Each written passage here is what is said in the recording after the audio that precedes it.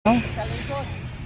Ay, akala ka nang sila, tapos na, basura na naman. No, isipin na lang nga nila kung sila yung nagtatrabaho, ganyan gaga. Ano kaya mararamdaman nila, no?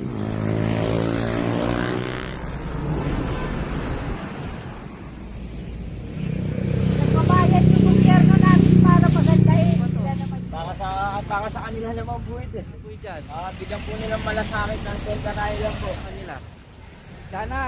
Sana po, magkaroon ng puso ang mga tao rito. May basura, ito dapat nila ilagay, hindi sa area ng mga halaman, karsada. Galingan mo magmensahe. Dapat sa basura talaga. Dapat magkatotoo yung sinasabi ng basura mo, balik sa inyo. Gusto nila ng pagbabago. Hindi natutupad yung pagbabago dahil sa mga tao baboy.